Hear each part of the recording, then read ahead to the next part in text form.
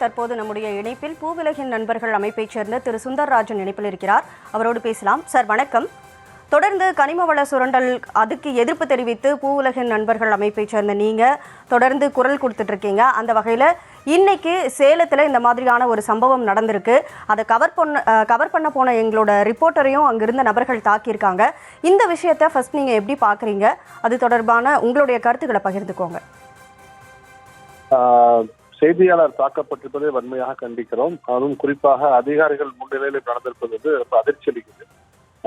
அந்த அந்த சட்டத்துக்கு புறம்பாக நடைபெறக்கூடிய அந்த மணல் குவாரியில உண்மையிலே அவர்களுக்கு வந்து அதுக்கான உரிமம் இருந்திருந்தால், அவர்களுக்கான அந்த சீட்டு அனுமதி சீட்டு இருந்தால் அதை காமிச்சிட்டு இந்த பார்ப்பா அது சொல்ல தப்பு சொல்லிக்கலாம். முடிய யாரையும் தாக்குவதற்கான உரிமையை வந்து யார் கொடுக்கலாம்? அந்த இடத்தில் சட்டத்துக்கு புறம்பாக ஒரு விஷயம் நடைபெறும் போது, அது வந்து குறிப்பாக கனிம வள கொள்ளை நடைபெறும் போது அதை வெளிக்கொண்ட பொறுப்புடன் அந்த செய்தியாளர் செயல்பட்டுக் கொண்டிருக்கும் பொழுது அவர் தாக்கப்பட்டிருப்பது நிச்சயமாக ஏற்றுக்கொள்ள முடியாது. வன்மையாக கண்டிக்கிறோம். அந்த தாக்குதலில் ஈடுபட்ட நபரை உடனடியாக கைது செய்ய வேண்டும். இந்த தாக்குதலை வேடிக்கை பார்த்துக் கொண்டிருந்த அதிகாரிகள் மீது நடவடிக்கை எடுக்க நான் வந்து கேட்கிறேன். இரண்டாவது, தமிழகம் முழுவதும் இதே போன்ற கனிம வள கொள்ளையை எதிர்த்து போராடுகின்ற நபர்கள் தாக்கப்படுவது இது வந்து தொடர்ச்சியாக நடைபெற்றுக் கொண்டிருக்கிறது. புதுக்கோட்டையில் நாம் ஒரு படுகொலையை பார்த்தோம்.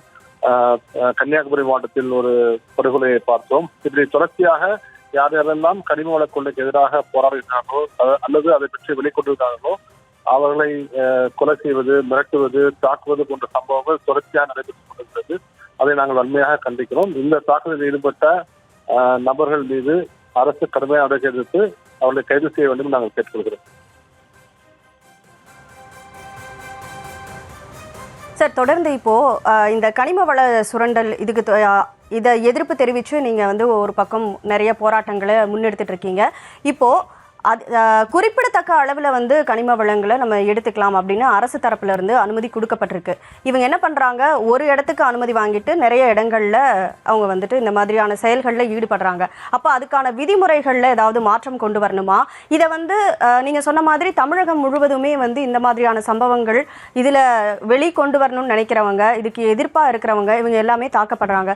ஸோ அதுக்கான அந்த இன்ஸ்ட்ரக்ஷன், அந்த வழிகாட்டு நெறிமுறைகள் இருக்கு இல்லையா, அதில் ஏதாவது மாற்றம் கொண்டு வரணுமா? அது பத்தின உங்களோட கருத்து?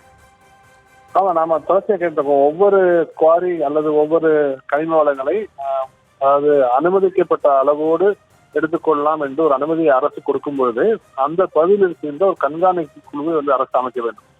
அப்ப அந்த கண்காணிப்பு குழு தொடர்ச்சியாக வந்து அதுல வந்து அந்த லோக்கல் வருவாய்த்துறை அலுவலர் இருக்கலாம், அங்க இருக்கின்ற சுற்றுச்சூழல் செயல்பாட்டாளர்கள் அல்லது குடிமைச்சம அமைப்புகளை சேர்ந்த யாராவது ஒரு நபர் வந்து அந்த குழு வந்துருக்கலாம். அவங்க தொடர்ச்சியாக கண்காணித்து சட்டத்துக்கு உட்பட்டு தான் இந்த குவாரி நடைபெறுகிறதா, ஒரு இடத்துல அனுமதி வாங்கிட்டு பலர்களை பண்றாங்களா இல்லையா சொல்றது கண்காணித்து, அப்படி ஒருவேளை சட்டத்தை மீறி நடைபெற்றால் உடனடியாக அந்த குவாரியை சீல் வைத்து அதற்கான உரிமையாளரை கைது செய்ய வேண்டும் என்று நாங்கள் பல ஆண்டுகளாக கோரிக்கை வச்சிடறோம். நீங்க இன்னைக்கு வந்து திருநெல்வேலி, கன்னியாகுமரி, தென்காசி மாவட்டங்கள்ல இருந்து கல்குவாரிகள் எடுத்துக்கொண்டு கேரளாவுக்கு செல்வது அன்றாடம் நடைபெறக்கூடிய காட்சியாக நாம் வந்து பார்ப்போம்.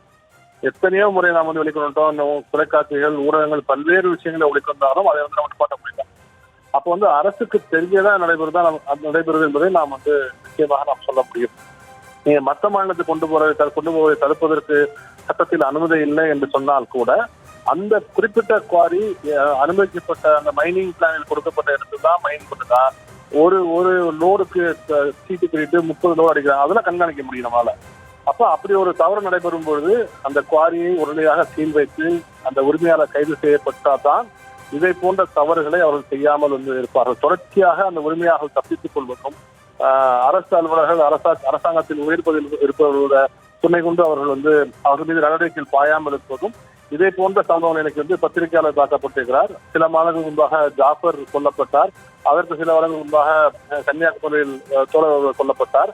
அப்படியா தொடர்ச்சியாக சம்பவம் நடைபெறுவதற்கான முக்கியமான காரணம் என்னவென்றால் அந்த குவாரி உரிமையாளர்கள் கைது செய்யப்பட்டு அவர்களுக்கு கடும் தண்டனை வாங்கி கொடுக்கப்பட்டால்தான் இதே போன்ற சட்ட விதிமுறை மீறல்கள் நடைபெறாமல் கனிம வளம் கொள்ளை போகாமல் ஓரளவிற்காக நாம் வந்து இயற்கை வளங்களை வந்து பாதுகாக்க முடியும். இது வந்து அரசு நிச்சயமாக செய்ய வேண்டும் என்று நாங்கள் கோருகிறோம்.